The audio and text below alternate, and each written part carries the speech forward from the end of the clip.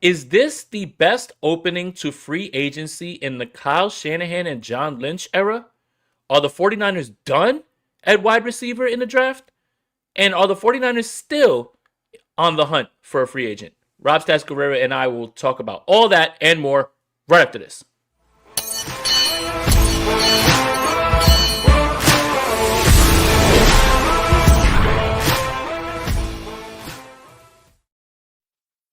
I'm Jason Aponte. That is Rob Stats Guerrera. This is the Bully Ball Podcast on the Gold Standard Podcast Network, the only 49ers podcast that will not acknowledge the substation. Rob, what's up, buddy? Jay, thanks for letting me pinch hit for Steph on today's show. I got to tell you, I spent a long time listening to that George Kittle interview with Bus and the Boys, and they brought up the substation, and it took all the strength in my bones to get through it. Yeah, with those interviews, I tend to stay away from them unless there's something, and if there is something clip worthy, it'll be on Twitter. I did want to say, because I did see you mention that in our text message.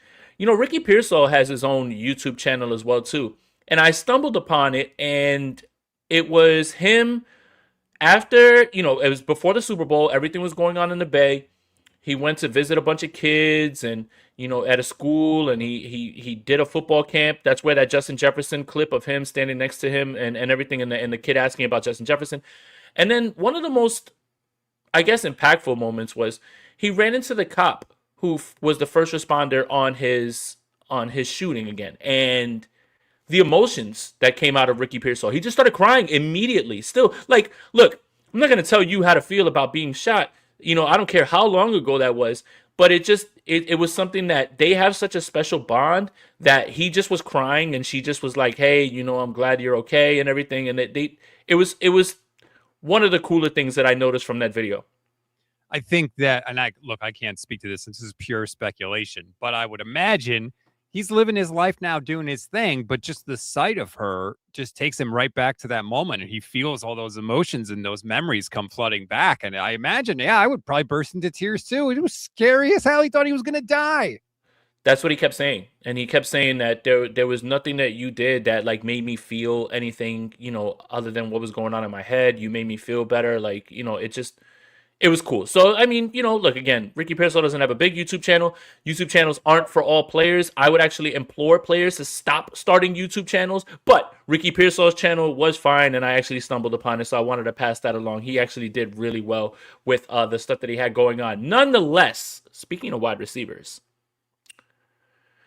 we talked all offseason about the 49ers and how this offseason is going to be about not only adding to the wide receiver room, but completely changing it.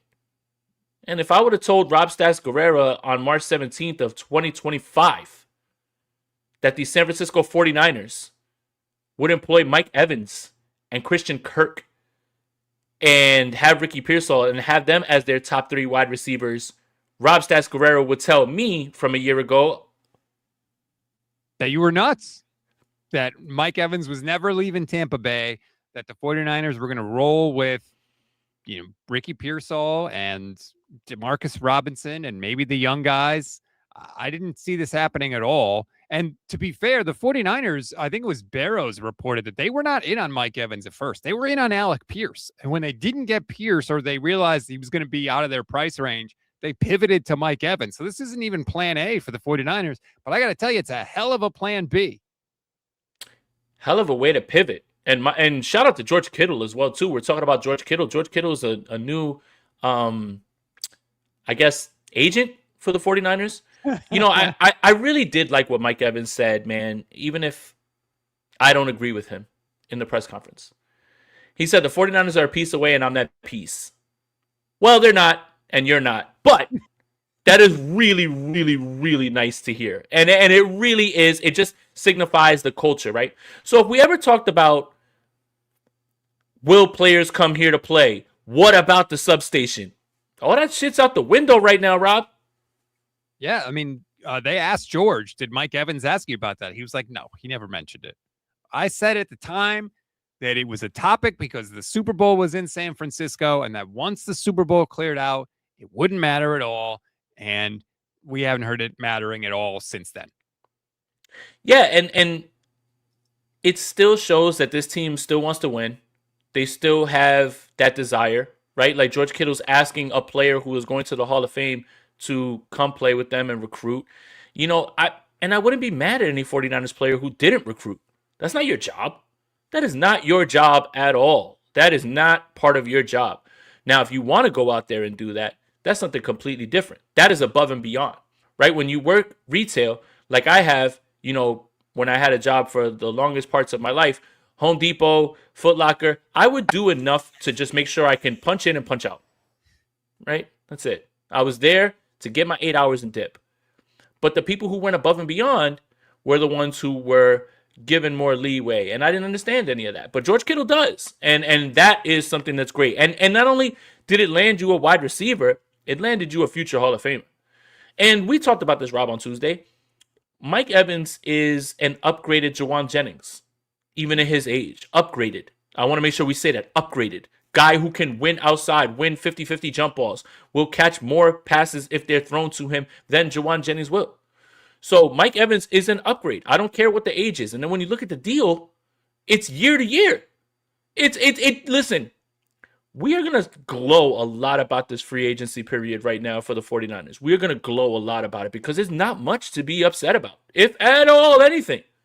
You've got Mike Evans and Christian Kirk, and they are in tow for this season for $20 million combined. That is probably the worst that you would get for a wide receiver 2 on someone else's team. So the 49ers are cooking, Rob. Keep in mind, Jawan Jennings asked the 49ers for $20 million before the start of the season last year, just for him.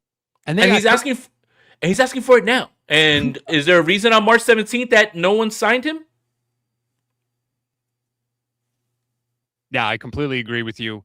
At the price point that they brought these guys in, I mean, Mike Evans at what his cap number is like $4 million and change this year. It's a risk well worth taking if you're the 49ers. You can't turn that deal down. No, you can't. And if Mike Evans ends up with 750 yards and 9 touchdowns, 10 touchdowns, and plays 13, 14 games, that's a win. That's a win. I don't need 1,000. I doubt you're going to get 1,000 based on the way that the 49ers don't, funnel targets to people. But you have to understand what's a successful season, even if it's a down season for a player who has been massively successful every single year of his career and is going to be a Hall of Famer. So Mike Evans, you don't have to get in here but do anything but like 750, 800 yards and 10 touchdowns. I'll be fine. I will be fine. I don't need 1,000 yards. And I pointed this out yesterday, and I think it's worth saying again, too. Everyone's like, oh, his hamstring. Like, yeah, I expect his hamstring to cause him to miss games at some point this season. It did with Davante Adams, too, last year. He missed a month with the Rams because of a hamstring injury. But you just hope that Mike Evans will be ready to go by the time the playoffs come around. He'll contribute in the meantime. He's going to miss time at some point, and you hope he's there in the playoffs ready to roll. That's what you got to hope if you're the 49ers. Is it a risk? Absolutely, it's a risk. Guess what? Every single move they do comes with some sort of risk. You could go with a younger player, but you risk not getting the same quality. So you just have to decide which risk you're most comfortable with taking. And do you think that the Rams didn't like what they got from Davante Adams? Right. He's cooking. I mean, he led the league in like red zone touchdowns. Like he literally was just like, again, it's funny. Davante Adams had his career extended because of Matthew Stafford. Mm-hmm. Now, is Mike Evans hoping to have the same? And the best part for the 49ers is we get to do this on a year-by-year basis. We don't have to sit there and be like, man, we're hooked to this guy until he's 36. This is all we think he's going to bounce back. If he does, great. If he doesn't, fine. We're out. Fine. Yeah, and you figure it out from there. That's why, people are saying, they're signing all these old guys. Well, number one, there's not a lot of 24-year-olds available in free agency. Like, you get younger through the draft, not, through free agency. You can't always get those guys because it takes a long time to get to free agency. But it's not like a 5-year deal with Mike Evans where they're tied to him forever and you're hoping he's got to find the fountain of youth for 5 years. 17 games, 20 games, let's call it. That's what you're hoping for from Mike Evans. That's a risk worth taking. And if it doesn't pay off, then you're out and you move on. To me, I don't see a downside. I really don't. Great 1765 says, since when does Purdy extend careers? Jawan Jennings owes all of his money to Brock Purdy and Kyle Shanahan together. Just Kendrick don't Bourne. forget that. Don't forget that. Just don't forget that. Okay, I don't want that to be lost in the sauce. Jawan Jennings owes every single dollar that he intends to make in the NFL to Brock Purdy and Kyle Shanahan. I don't think that's controversial, and I don't think that that is something that is wrong at all. Did you see what Kendrick Bourne said after he signed with the Cardinals? They were like, "Why'd you sign here?" He was like, "I had one offer." But Yeah, and that's due to Kyle Shanahan cooking him, drawing up plays, and getting him open last year. that's how we're about to, we were about to go into this wide receiver room this offseason. Was, can we get Kendrick Bourne back? Oh man, we need Kendrick Bourne to join. You don't want to be in that spot, right? You don't want to be in that spot. So Mike Evans is your starting X. He'll mix in with Ricky Pearsall out there.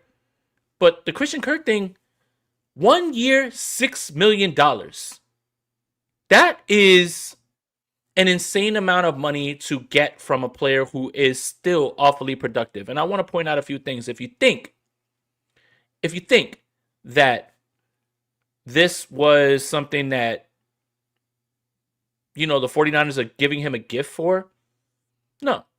The Jacksonville Jaguars believed the hell out of Christian Kirk. They ruined the wide receiver market with that deal. They ruined it. Deebo Samuel was looking like, thank you, like that year. The Houston Texans didn't shy away from that, and it just wasn't because, Christian Kirk is washed. It's Houston's offense is trash, and C.J. Stroud regressed, and there's Nico Collins, and, they just were tough to watch. But 1 year, $6 million for a guy who's an experienced number 3 and is going to be a slot guy and still has plenty in the tank.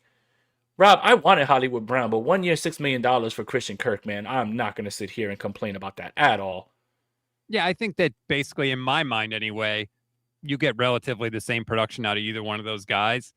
I heard Matt Mayoko talking about this on his YouTube channel, and I wanted to ask you about it. Is Christian Kirk exclusively a slot guy? And No. the reason, okay, good, because the reason I ask that is the way Matt kind of put it, like Evans plays the X, Pearsall plays the Z, and Kirk's in the slot, and the Niners are set. And it's like, yeah, that's great, but that assumes you're going to have those guys all year long. And we saw with the defense last year, they had guys that had assigned spots, and then when the injuries came, everybody had to do something they weren't supposed to do, and it all broke down. So if you're telling me Kirk can play outside too, that's good. I feel a little better about things because you're not going to have all 3 of those guys for all 17 games. Yeah, Mike can play X, Ricky can play X, Mike can play F, Ricky can play F, Kirk can play F, Kirk can play Z, Ricky can play Z. You're right now, you're in a spot where you're not like, this is it, right? When you have Jawan Jennings at X over and over and over, you got to find a way to get him involved. But you don't have that issue anymore when there's an actual X, like an actual guy who can get himself open. And then one round he's out, he's at F, Ricky's out there at X. Good luck trying to guard all 3 of these very versatile guys. But Mike is the X guy. He is the X guy, and he is somebody who can go get the football, will go get the football, has gone to get the football, and still at 33 has a ton in the chamber. And if we're looking for red zone targets, George Kittle's not going to be, he says week 1. That's fine. I don't know what Bustin' with the Boys was saying. I would doubt that he plays week 1. You still need that guy. And that's what Jawan Jennings was, a red zone guy. So I love this. I love this actual room right now. And I never would have thought that this room would have come together this way. It looks so much better from where we were at the end of the season last year. Like you said, we were like, what do we do if we lose Kendrick Bourne? It's like, okay, I can exhale a little bit. And I think it does give them flexibility, Jay, that if they're at 27 and there's a defensive end that they really like, or heaven forbid, an offensive lineman, they don't have to go, yeah, but we really desperately need a wide receiver, so we got to pass up on those guys. They can go other places in round 1 because they don't have this crushing desperation now at wide receiver. Yeah, and you have guys that can do everything. right? Like, and you don't have guys that are pigeonholed, right away. Like, and you're saying, Mike can only play X. Ricky can only play Z. Like, you get to move around, all these guys, and the more that they get comfortable, the better it'll be. And then, look, again, let's go through the wide receiver room right now because they're only keeping 6 and Sky Moore's gone. Ricky Pearsall, I was gonna say Kendrick Bourne, my God. Mike Evans and Christian oh Kirk. my God, Christian Kirk. Okay. Jordan Watkins, Jacob Cowing. Yeah, you're there, but your spot is nowhere near defined at all. At all. The DeMarcus 49ers, DeMarcus Robinson is the other one. The 49ers are still asking for a jump from these guys. But just because John Lynch mentions you in a press conference doesn't mean that you have something sewn up. And you better watch your back because the 49ers are absolutely going to draft another receiver, Rob, right? I think so, yeah, at least one. Yeah. So whether that's pick 27, pick 56, wherever it is that they pick again, that's a valuable pick if it's in the first 2 rounds. If it's Omar Cooper's got to play over Jordan Watkins and Jacob Cowing. I don't want to see either of those guys on the field over Omar Cooper at 27. Whoever the first round pick is, he's got to play. We're not doing this again. We're not doing another year of like, damn, where is he in the doghouse? Nope. These guys gotta join right away and start going. And look, Jordan Watkins was a 4th round pick. Jacob Cowing was a 4th round pick. That's different than being a 2nd round pick. Like, yeah, 4th round pick, you hope you get something out of them. But 2nd round picks are expected to be starters, in my opinion. And they played Ricky Pearsall. He was a 1st round pick. They played him as soon as they could. As soon as that he got back from the gunshot wound, he played. So it wasn't like a thing where Kyle was hesitant to throw him in there. They threw him out there immediately. You would think a 2nd round pick would have that privilege, I guess is the word. Yeah, and you would think that they would get more runway, right? Like to make mistakes. But you don't. And if you're not moving well in practice, you're not going to play. That's it. That's why Jordan Watkins doesn't play. We don't know if he's good at football. I'm going to keep saying it. We don't know if he's good at football. And the idea that the 49ers drafted him and then they drafted him and he's fast and he has to play. Where on earth is that written? Tell Danny Gray that. Like what are we doing? He might not be good. And Strawberry React says Debo played early as a 2nd round pick. Oh, he didn't. It took him a little while. It was Marquise Goodwin. It was still Trent Taylor. It was still a bunch of guys. Yes. In 2019, the San Francisco 49ers, I was there, opening day, Tampa Bay.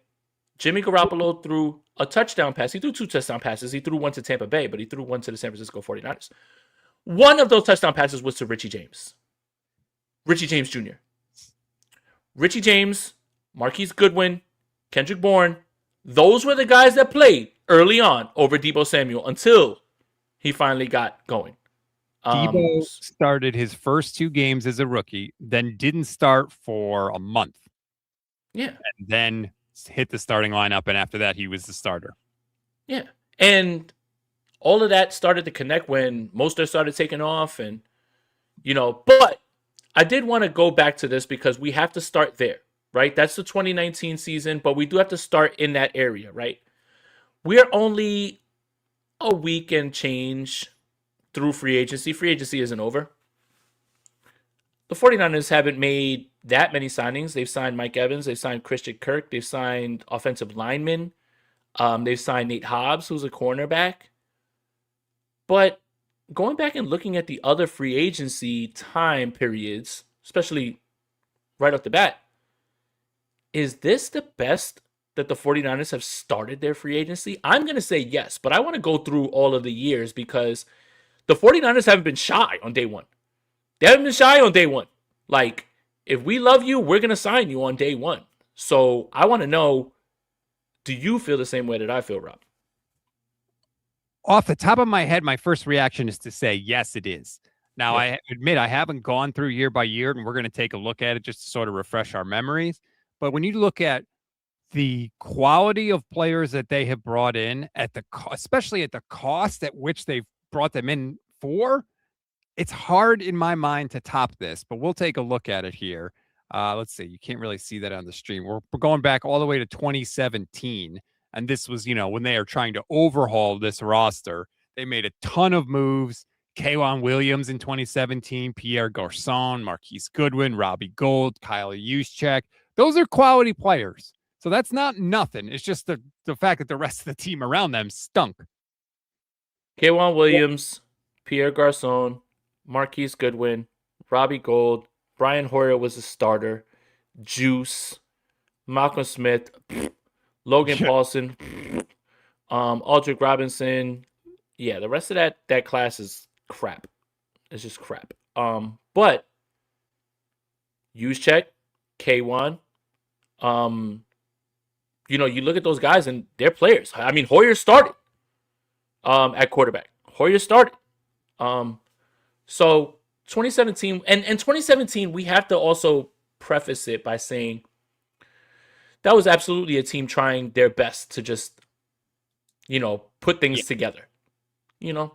So 2017, we'll let it slide. That one where, you're off the Tom Sula Kelly train. It was a lot. They didn't win a game until week 14, whenever the hell it was. And then, Jimmy Garoppolo came and saved us. But 2018, Rob, what do we got here with the free agency class? That was Richard Sherman. That was nice. the Weston Richburg, who played well before he got hurt. I like it. Jet McKinnon, who got hurt. That would have worked if he wasn't, hurt. I get what they were doing. The rest of it is Alfred Morris came that year. Jonathan Cooper, not a massive year, but look, the Richard Sherman, he was an All-Pro. I think a second-team All-Pro for them. Richburg, like we said, played well. That's two guys. That's decent. I wouldn't say it's the best, though. I would say that's a bad class right off the rip. But hey, they can't all be winners. So I don't think that's the 2018. The 2019 one is going to be interesting. D Ford, you make the trade, and again, free agency, we don't mean signings, right? Like the Osa move, and I'm gonna keep calling him Osa. I'm not even gonna try for his last name. The Osa move was a trade. Okay, cool. I mean, you can keep every time I say Osa, you can say the last name and say it correctly. 2019 is interesting. D Ford. You bring in Emmanuel Mosley as a free agent, restricted free agent. Mostert was there already, right? Like Tevin Coleman was somebody in 2019 they brought in, right? Like they brought in off the rip from there. Like there's a bunch other ones. Like the reason that I'm having a tough time remembering is because I guess they didn't have that big of an impact. But that's why I was saying that this has to be the best one, because one of the 49ers, aside from Richard Sherman, landed a future free agent. And the other part of it, too, is they also added Bosa, Debo, and Greenlaw in the draft that year. And I'm sorry, for some reason, they don't have the list up for 2019. So that's why I didn't bring it up. But that was in addition to the D Ford thing, like when you add three huge players, and especially Debo and Bosa in the draft, that is a massive, massive addition. So that was a hell of the boost from 2018 to 2019 was incredible. Yeah, and that defense showed it. Absolutely. 2020, a season that we don't really like to speak about. Trent Williams came in. That wasn't free agency, though. That was during the draft. You add Trent Williams. 2020 is tough to remember in terms of who the 49ers brought in. Here we go. Kerry Hyder, he had a good time. Tom Compton, okay. Alex Barrett, I'm sure. I can't even believe that he's still in the league. Jordan Reed, that worked out for a little while. Didn't Jordan Reed have 7 or 8 touchdowns that year? Yeah, he played well for the 40. That was the one time they actually found another tight end that wasn't a complete disaster. Right. JJ Nelson, Tavon Austin. Wow. Spencer Long. Harness Grasu, starting center in 2020. I don't know if you guys remember that game. He was throwing balls in the dirt. Sabrina Ionescu's husband. Yeah, I didn't know that until that long ago either. Yeah, Yeah. absolutely. Jerron Brown, River Craycraft, Kevin White, Ziggy Ansah. Eek. Ziggy Ansah, that's still 2020. Damn. Yeah. Uh, Nope. yeah. 2020 is a bad one. That's a bad one. That's a That's not bad one. no. But this is what we mean when we talk about like, oh, the 49ers drafts have been not great. It's like they've struggled in the draft at times, but also their free agent signings have not really been that great most of the time. Yeah, for sure. I mean, Quan Alexander is the other one that I'm thinking of in 2019. And then he wound up getting let go. 2021, Alex Mack, big Good. move, Yep. huge. Samson Ebukam was very good for us. Um, Mohamed Sanu. I mean, Jimmy Garoppolo cursed about him in a press conference. That's all I've got. That's right. He looks Yeah, fucking good, he man. looks fucking good, man. Yeah, Arden Key, huge. Mer Hurst, Marquise Lee. My God, I forgot. My God, Michael Pruitt, um, Tony Jefferson, who's still in the league. Yeah, damn. Jordan Matthews, who will always be around. Uh, 2021 Josh wasn't so Norman. bad. Oh, man. Josh Norman. Remember he kept getting roasted, but he kept forcing fumbles and recovering fumbles. And they kept sticking with him. I mean, there was what is it, that Arizona game where he got penalized. I was just like, I don't understand. Kyle Shanahan has like sent people to the shadow realm for worse. I mean, for less. And he just continues to keep playing. But yeah, 2021 was fine. Alex Mack was supposed to be the guy of the future, ends up retiring. But that's how important center is. And now we have Jake Brendel, right, guys? Right. And who's upset about that? All right. Oren Burks, this is the one. 2022. Yeah. Charvarius Ward, huge signing. Day one. Kerry Hyder was back. Malik Turner, longtime 49er. And you wonder why he gets more snaps than that other guy who might not even exist, Tyler Croft, Kamiko Torre, George Odom, Willie Snead, Tyler Croft, Robert Kimdiche. Eek. Tashawn Gibson. Gibson was a home run for them. They signed him on August 22nd, and he was a starting safety, and he played great for them. Yeah. That and Frank Gore signed. And the Ward signing are. And Frank Gore signed a 1 day. Frank Gore signed a 1 day contract. All right. I mean, that just meant that he was trying to, retire. It's the same thing. Frank Gore. We lost Frank Gore and Alex Mack in the same season. Unbelievable. All right. 2022. 2023 is going to be the next one. And 2022 is pretty good. 2022 is pretty good, only because Charvarius Ward was so good. Ward and Gibson, that combination. And Ray McLeod was a decent returner for them, even though I think he cost them a Super Bowl. I mean, you definitely tried to grit your teeth and say it. That wasn't easy for you to get out. I'll tell you that. All right, 2023. Javon Hargrave, Sam Darnold, Cleveland Ferrell, Isaiah Oliver, John Feliciano. Feliciano played in the last game of the season. So did Javon Hargrave. Chris Conley played in the last game of the season. Brandon Allen.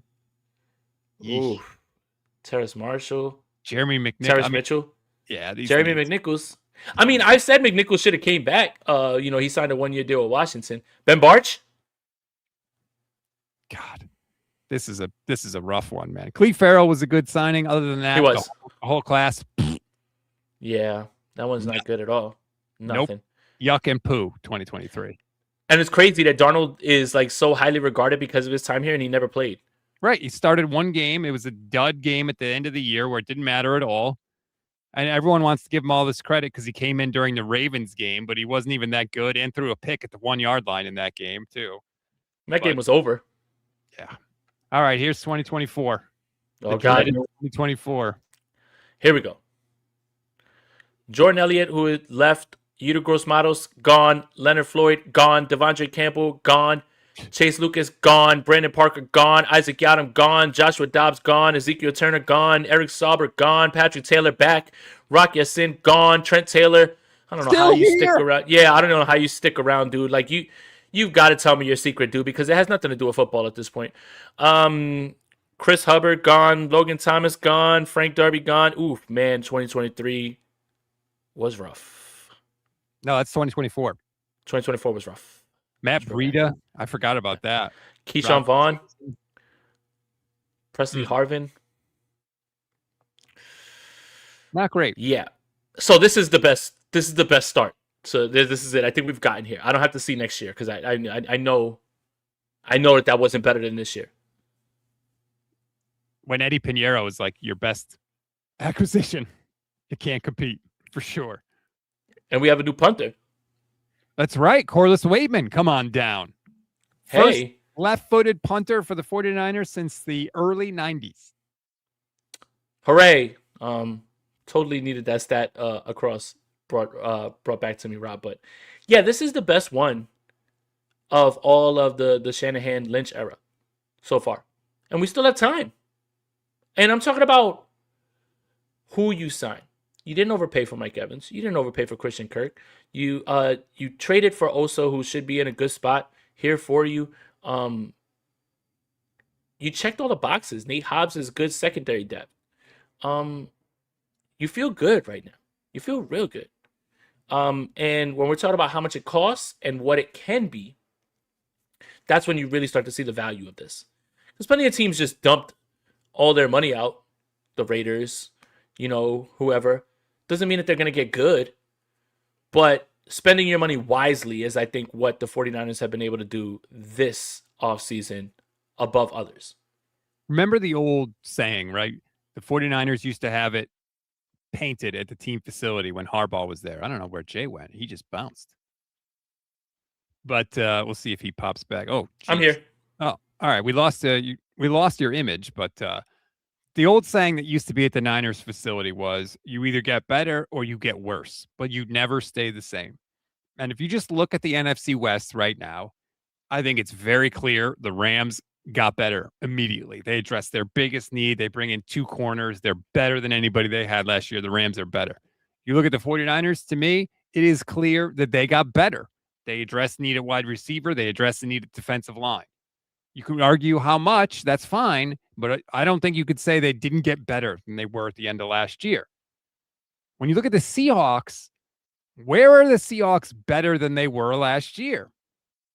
I don't They think have a ring. Yeah, but it doesn't make them better, and it's not going to help them in 2026. That's 2025's ring.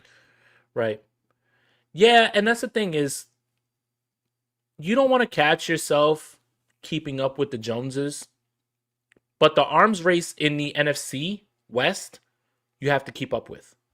You have to. The Rams lost and didn't make the Super Bowl because they're secondary and special teams.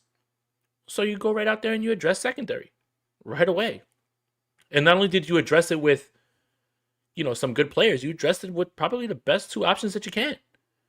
And Kansas City's fine with that. You know what else, too? I want to give Kansas City a lot of credit. A lot of credit. They have their formula of letting guys go before they get paid, no matter how impactful you are, and they just fill that spot in the draft whenever they want. Charvarius Ward leaves. Cool. We just drafted Trent McDuffie. We're fine. Trent McDuffie's out. Cool. We're just gonna go get somebody else to help fill this defense. The Chiefs are not worried about overpaying people unless it's that scrub Travis Kelce. But they're not worried about that, and I think that is admirable because they have such belief in their system, their team, their quarterback, that they don't have to wring their hands over these decisions, and they can, hey, you want Trent McDuffie? No problem, buddy. We'll send him right over. Like, they're not even hesitating, and I really appreciate that about them because some teams get stuck looking at the trees and losing sight of the forest. And I think that some teams are better at drafting certain positions. The Chiefs are good at drafting corners that work for them, man. Trent McDuffie, L'Jarius Sneed was good when he was in Kansas City for Watson. them. When he went over to the Rams. Yeah, like whatever the reason is, they're good at it. Just like the Steelers used to be good at finding wide receivers, right? They went on a run where like every wide receiver they drafted was awesome. If you have that confidence, take advantage of that skill. Don't pay that guy. Trade that person for assets and use your skill to replenish the pool, so to speak, they've done that. 49ers, maybe you could say linebacker. They've been good at finding linebackers, but Nick Martin kind of looked a little shaky, so maybe that streak has come to an end. When did he play? Right. You have film that you have film that I don't have? I'm about to go into my Google Drive right now. Speaking of linebacker, Rob, run it back. Dre Greenlaw's crazy ass is back in town. What's the over under on penalties after the whistle? He will get one in the first game. In Australia, he will have one. Easily. If there was a bet on sleeper or whatever, whoever it is, yes, I would absolutely take it. But 1 year, $7 million. PFF named it one of the 5 under the radar signings in free agency. Dre Greenlaw's back. I have an issue with going backwards in time with players, but I don't feel like I have that issue now with Greenlaw, and I think he's going to slide right back into being the guy that we all love, Draymond Green. I don't think he's going to end up playing. I think he's going to get hurt. I think he's going to be hurt. That's my only hesitation. Now, it doesn't look like it's a lot of money, so that's good, and it's a short-term deal. So, at least there's that side of it. I just have no confidence in him to stay on the field. But if he's on the field, 49ers defense just got a lot better. You know what's funny is part of what happened with Dre Greenlaw, he signed a 3-year deal with Denver. I think a lot of what happened with Dre in terms of why Denver let him go was his comments about the team. He was hurt a lot. And then when he finally came back, he was like, oh, this defensive playbook is like reading Chinese. And then he brought up the Broncos' practicing habits. And boy, if you're worried about how the San Francisco 49ers tax their players in practice, oh dear. Denver doesn't give those guys a day off. They're hitting every single day. Yeah, what did he say about that? I remember he talked about that. He said that Kyle gave us days off to try and get us back. He would give us the last 2-3 days off to try and get us back. He goes, but there's no such thing with Sean Payton, and we have to play every single day. Funny, right? Because we talked about, how, whatever, Seattle and what is it that came out? Was it on the Bustin' with the Boys thing where the doctor cleared George Kittle for the divisional game? Yeah, so George Kittle said he tore 2 ligaments in his ankle against the Colts. Remember, he got hip drop tackled, and he tore 2 ligaments in his ankle against the Colts, and he kept playing. And he thinks that was part of the reason the Achilles went in the playoff game, because he was overcompensating with the other leg, because he was, he was basically on one leg, and so that's what happened. That was his theory, he said. Let's be 100% transparent and clear here.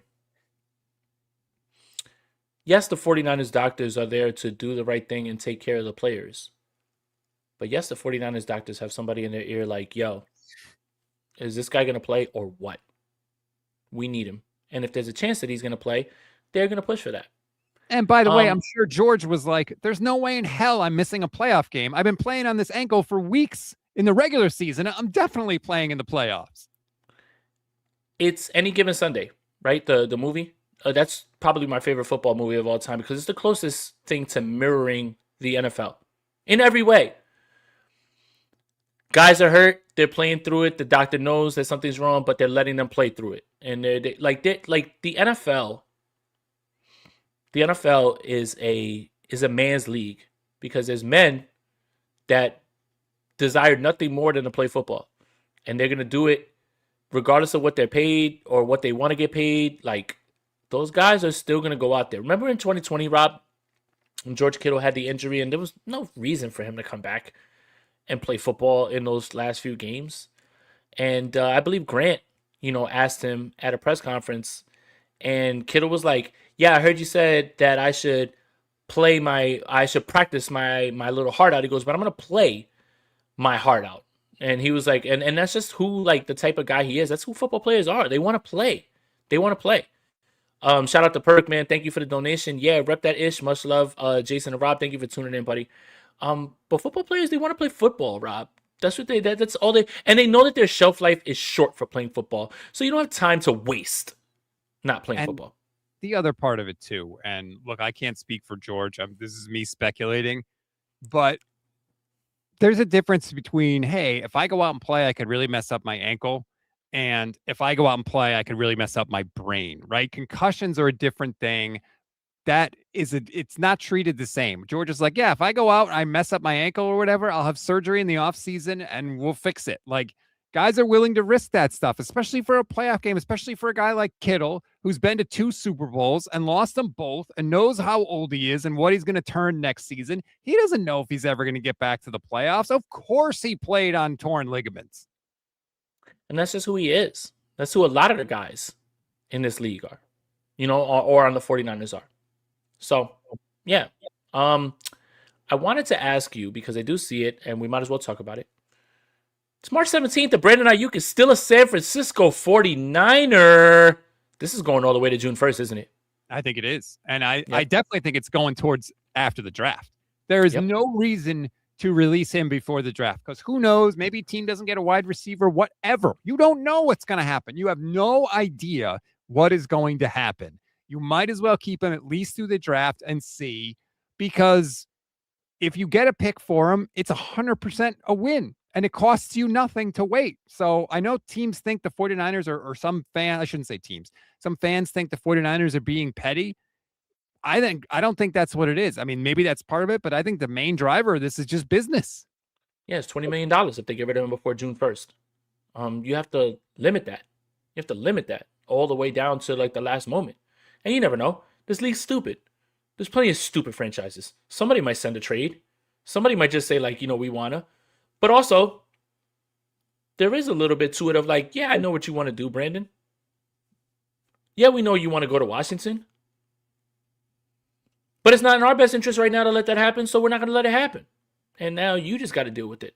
Now, on the flip side of YouTube channels that are really good, Ricky Pearsall is really good and wholesome. Very scared to click on Brandon Aiyuk's, and I don't want to check it out at all, actually.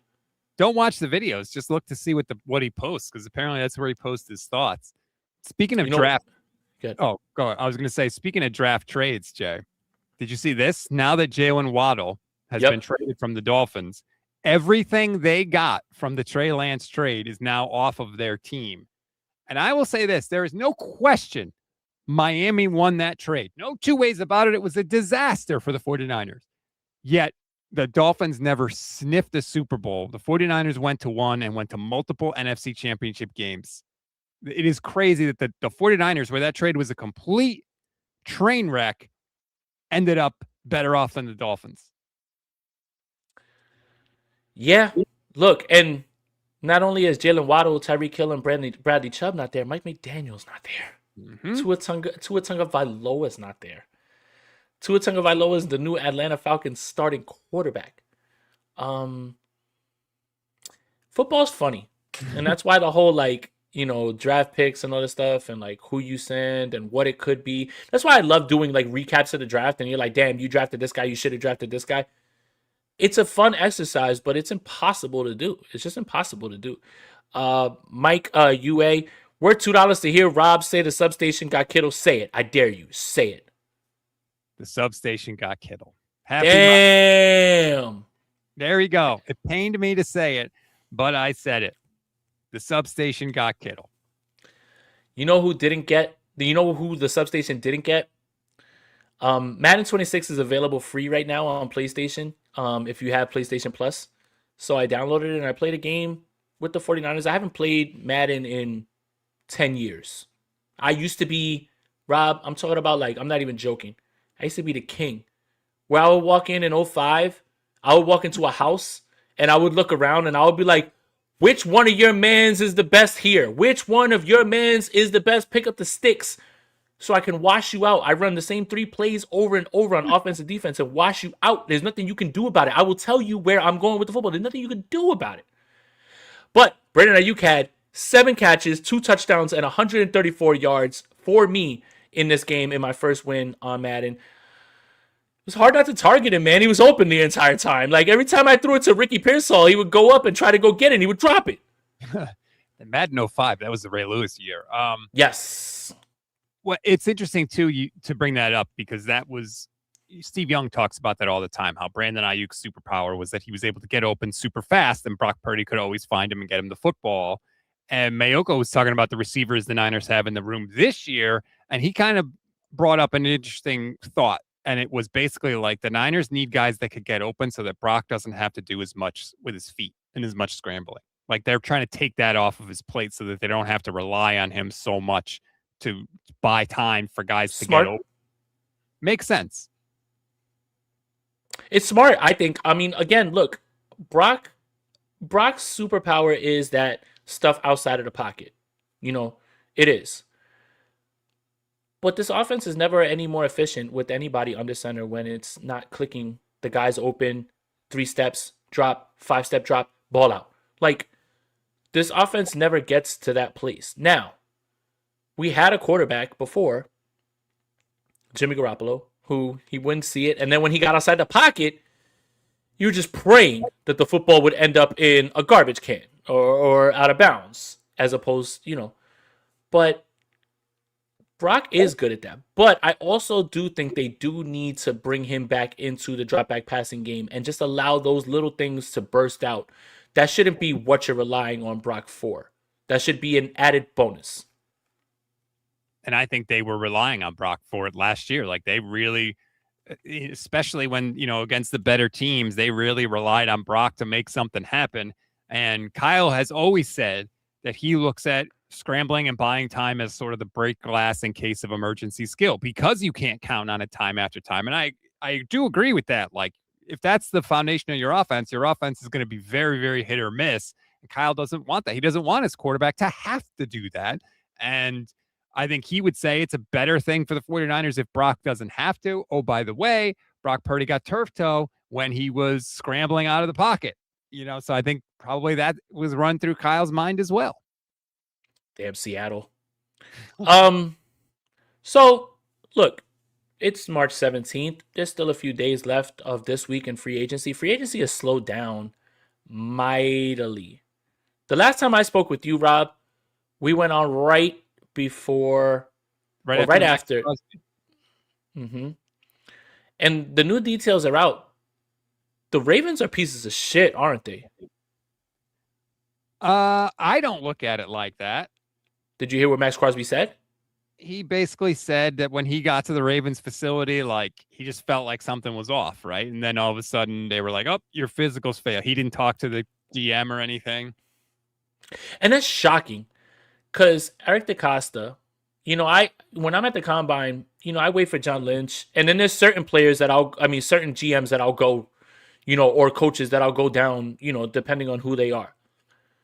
I, by accident, asked Eric DeCosta a question at the combine. And he looks dead through my soul. Like, this man is very insane with eye contact. Where he wants you to know where he's coming from. He respects you as a person, and he wants to let you know that he's dialed into everything you're saying. Little did I know that it was scaring the shit out of me.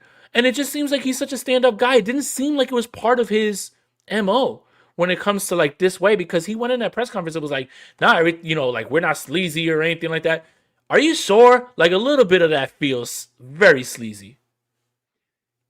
They didn't do anything they weren't allowed to do. Like they don't need to lie and say he failed his physical to back out of that deal because the new league year hadn't come yet. And it's before the new league year starts, nothing is official. Nothing is done. You can back out of any move for any reason. Remember Frank Gore, the Philadelphia Eagle?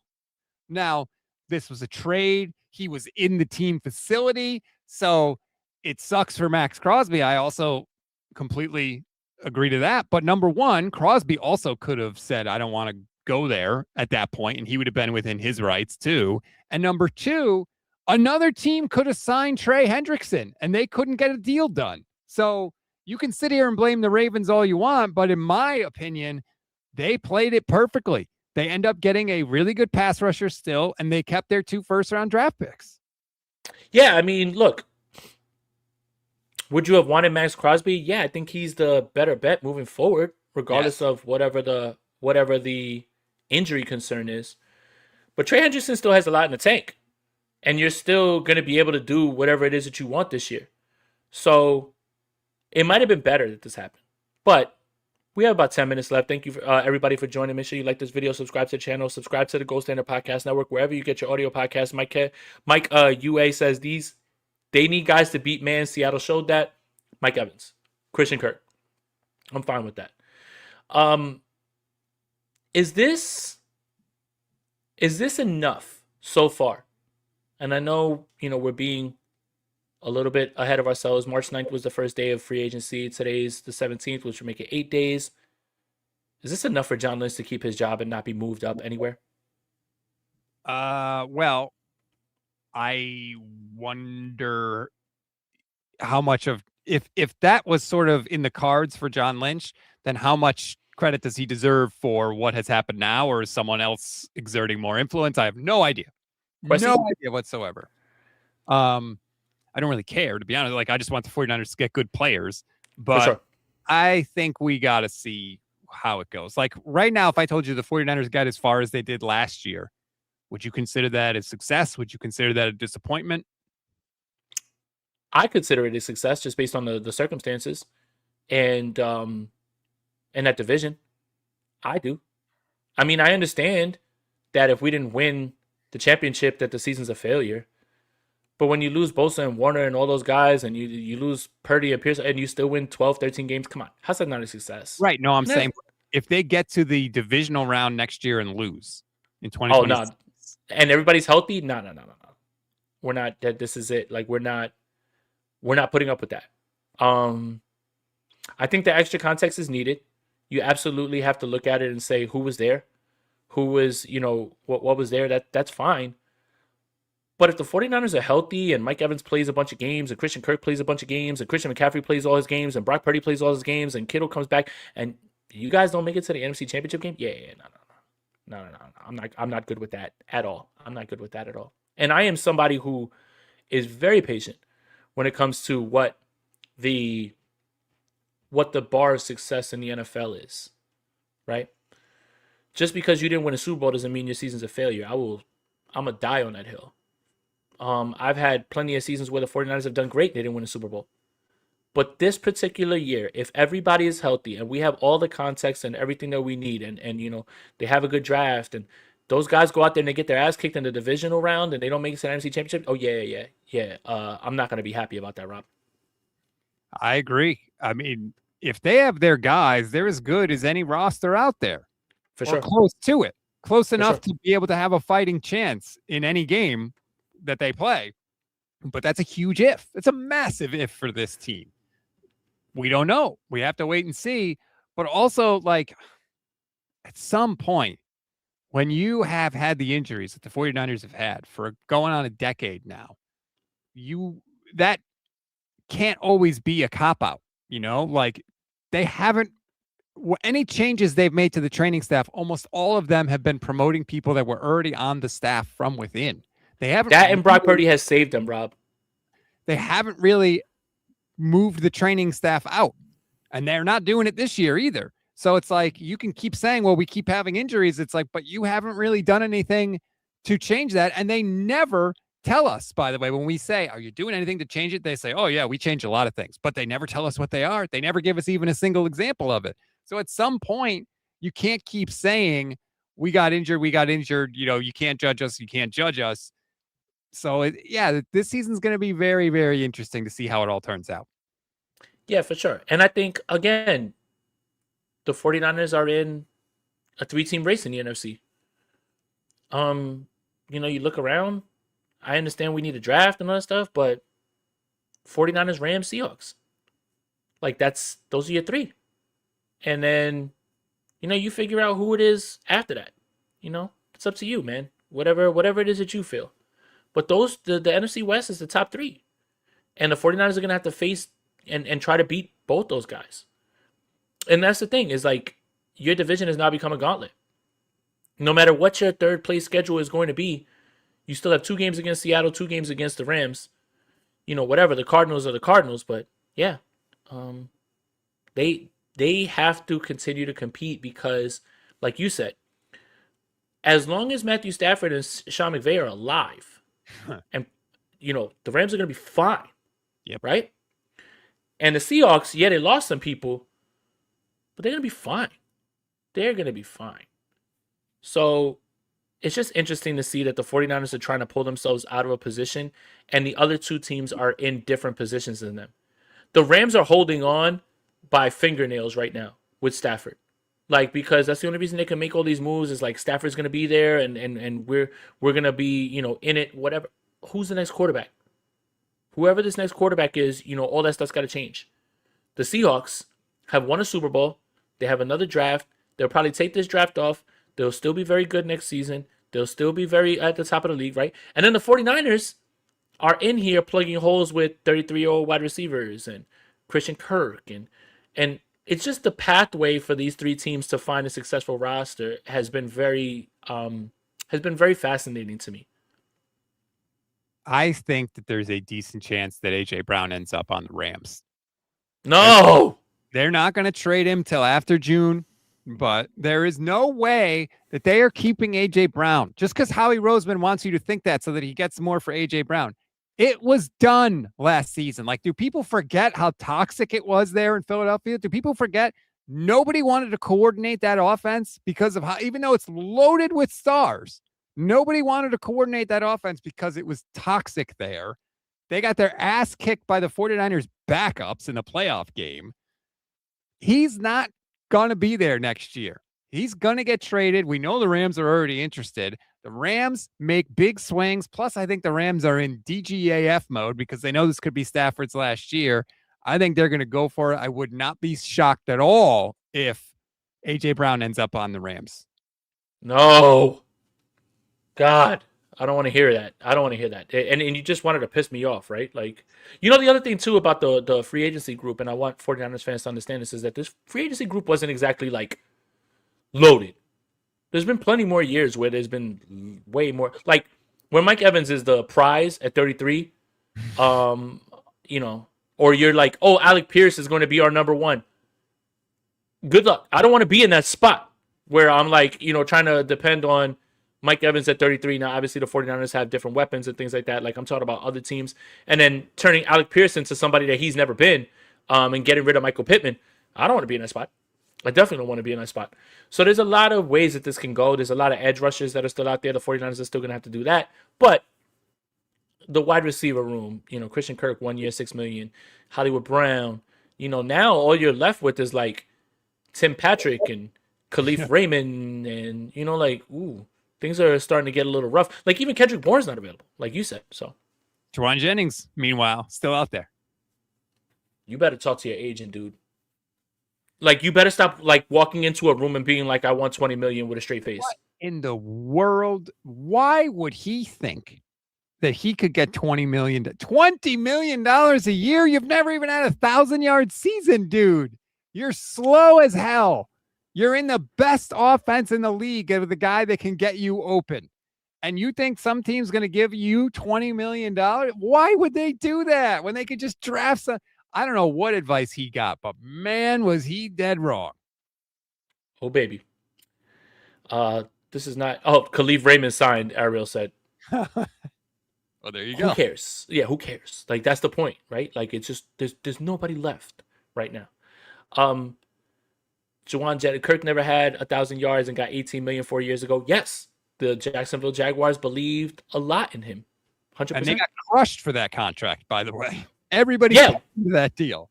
They got crushed because we're looking at Deebo Samuel like, God damn it, don't look at him and say like, oh, that's what I want. Like, you tripled his numbers in the first year. But yeah, the 49ers is not really left anything in wide receiver. I still suspect them to go in the draft. Same thing with edge. I do think you need another edge as well too. Mm-hmm. So I think the 49ers are in a good spot, Rob. I'm really excited about where this offseason's gone so far. I think they have done just about from where they were and what they had to do. I think you could argue they've done about as good as you could have expected. Now, maybe you wanted them to go sign Linderbaum. Okay, that was never going to happen. Not when he got $28 million a year. And the 49ers That's ridiculous. Jake Brendel for $4 million a year. Like, and they think he's one of the best centers in the league. So they're going to say Linderbaum's not 7 times better than Jake Brendel. So I think they've done as as good as they could have done. We got to see what they do in the draft. But damn, I'm ready, man. Start the season up now. Let's go. Yeah, 100%. That'll do it for this episode of the Bully Ball Podcast on the Gold Standard Podcast Network. Thank you guys for tuning in. Make sure you like this video, subscribe to the channel, hit that notification bell for when we go live. Make sure you follow Rob on Twitter at StatsOnFire. On Twitter, follow me at JasonApate2103. Follow the YouTube channel that I have, and make sure you guys are subscribed to the Gold Standard Podcast Network wherever you get your audio podcasts. Rob, thank you for joining me, man. Again, yeah, things are moving in the right direction, I would say. And Vinny says, Jay, hope your back is better. Great show, fellas. I'm feeling better. Yeah. But I want to knock on wood first. So we're getting there. But for Jay, for Rob, we're out here. Peace.